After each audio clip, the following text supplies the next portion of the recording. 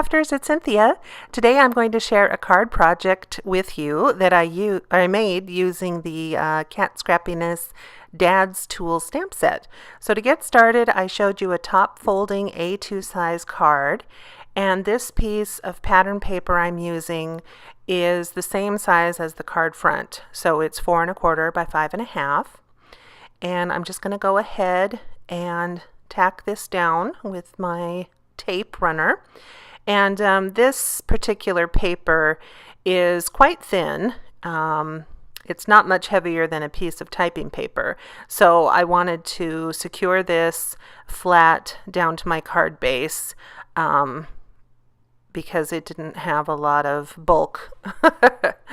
So I'm using that as my bottom piece and wanted to make sure I had that aligned correctly. And so for my layering piece, I have this polka dot cardstock, and this is a much heavier paper with just a little bit of texture to it. And it also has a white core. So even though it's blue on the front and back, it's white in the middle. So now I'm showing you that if you tear the paper towards you, you're going to be able to reveal the white core, and you're going to give yourself a little white edge, which is exactly what I wanted to see. Whenever I do paper tearing and there's a white core, I always like to see the white edge on top. So I'm just very carefully and slowly tearing along a diagonal from corner to corner. And I'm just going to go ahead and attach this down flat to my card. But I just love that little detail with the torn edge. I like to use that in different projects. So I'm just going to go ahead and get that lined up as perfectly as I can.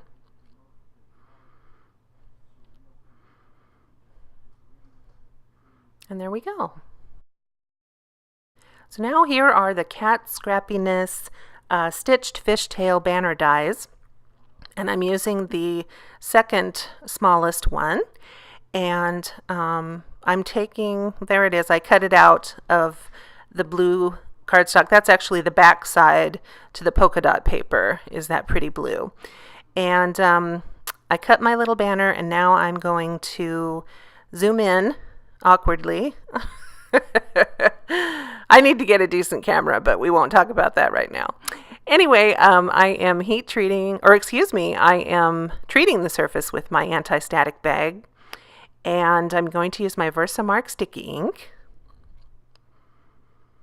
And then I'm using the You Nailed It sentiment from the Dad's Tools stamp set.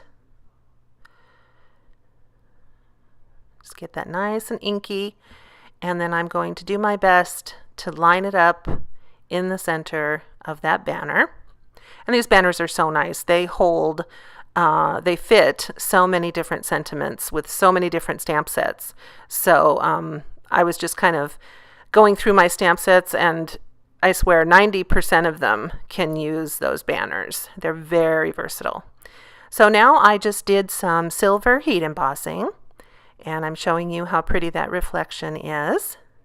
And then I'm taking a Lawn Fawn stitched square die, and this one is 3 inches exactly, and I'm just going to cut that out on a piece of white cardstock. And now I'm going to treat the surface as well. Anytime I do heat embossing, I try to remove any oils or static from the surface. And now this is the solid stamp for the nail. In that set of tools there are nails, and so I'm just using the solid one. And you know, it's funny, I accidentally got my Versamark stamp pad dirty, as you can easily see, and I don't really mind because it tints the ink ever so slightly, and it just helps me see my stamping a little bit better. So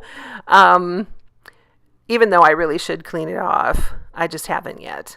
So anyway, I am just going through now and randomly stamping that nail all over the place. And I'm really trying to be as random as I can. Sometimes it's difficult for me not to create a pattern. It's just the way my brain works, I guess. But so I'm trying to be random here. So I'm not counting how many nails. I'm not, making sure there's more on one side or anything like that. I'm just being as random as possible. And the one thing, though, I am keeping the nail upright, so to speak. So I'm not going to stamp any of the nails upside down, if that makes sense. And I just want to go through and make sure that I really do cover as much of that square as I can.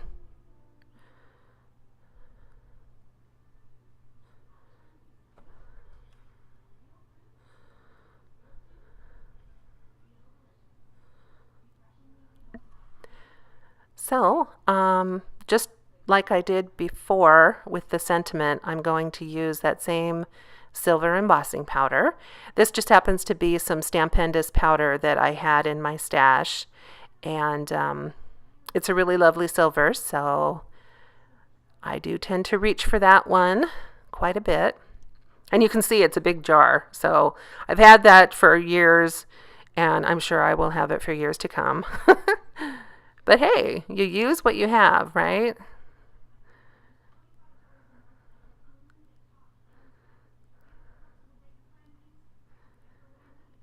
So I did have a little excess powder, and I just grabbed an X-Acto knife, and I'm barely touching it to the surface, just enough to scoot that excess powder out of the way. And here it is, all melted. And you can see that pretty silver. So now I grabbed a medium brown ink, which is the Baked Brown Sugar by Stampin' Up. And you can certainly use anything that you have. And for my hammer, I took the solid hammer handle stamp. And it is a 4-step stamp, but I'm just going to use 2 of the steps. So you can absolutely mix and match to your heart's content. So I'm just going to get that solid image stamped, and then I'm actually going to go ahead and stamp it twice, just for intensity of color. And now I'm taking, what is that, the second layer, well, maybe the third, it depends on how you look at it. Anyway, I'm taking one of the layering stamps for the hammer handle, and I'm using a darker ink. This is the Rich Cocoa, which is a lovely brown by Memento, and I'm just going to ink that up nicely, and then just do my best to line that up on top, stamp that down, and then you'll see the pretty detailing it gives that wooden handle. And even though that's just 2 of the 4 layers, I think it adds just enough detail. So if you're ever intimidated by those multi-layer stamps, you do not have to use all the layers. You can, like I said, mix and match, pick the ones you like, whatever you'd like to do. And then for the top of my hammer, I'm taking the solid hammerhead stamp. And again, this is a 4-step stamp, but I'm only going to use 1.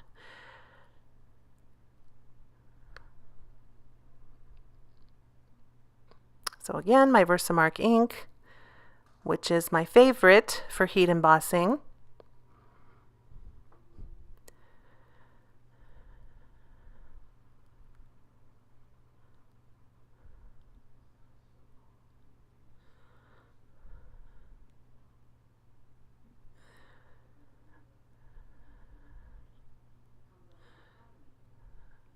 I always appreciate clear stamps because it's easy to line up that hammerhead to the top of the handle because you can see right through the stamp.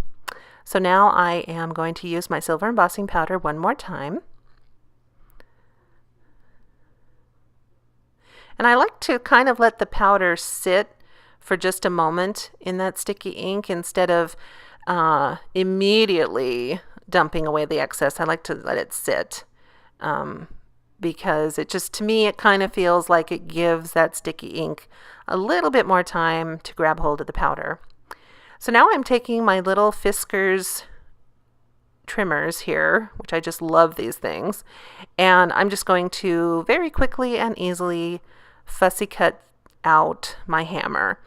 And this is obviously a pretty simple image for fussy cutting, and I'm just going to leave just a very thin white border.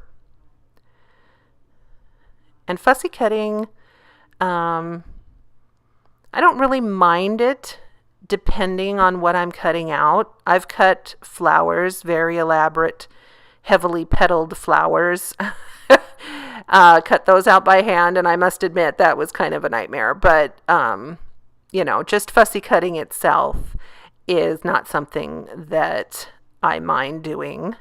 And certainly with a simple image like this, it really goes pretty quickly. And I'm just trying to be real careful around that head because I don't want to ruin it.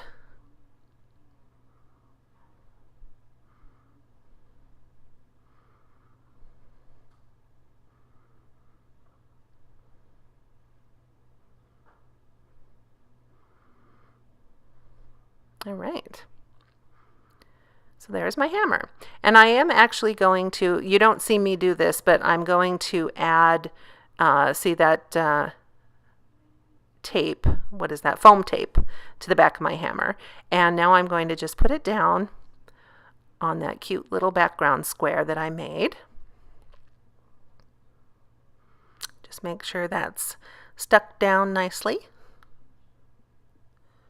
Now you may have noticed earlier in the video that I originally created a different background square and I didn't like it, so I ended up doing it again. And so this is my second focal square. So if you're wondering why it changed, it's because I didn't care for the first one. So now I'm just attaching or adding tape to the back of my little focal square. And I'm just going to adhere that sort of towards the top of my card. And I didn't want this to have too much bulk, so that's why I'm not popping up the square, because the hammer is already popped up. And then when I put my sentiment strip down, I'm going to add some of the foam tape to the back of that. And you'll see me do that in just a moment. But anyway, I hope that you enjoyed this card project today. I have discovered that I'm not entirely comfortable making masculine cards. I didn't really think that I was so completely focused on feminine cards, but I just really am. So I can tell that I'm going to have to spend a little bit of time playing around with different ideas and colors for masculine cards. And, you know, this card, you know, you could certainly give this card to a girl. There's no problem with that at all. Anytime you want to congratulate someone for accomplishing something, this would be a really cute card. And there we go. That's the final card. I hope that you give this stamp set a try. Again, it's the Dad's Tools stamp set from Cat Scrappiness.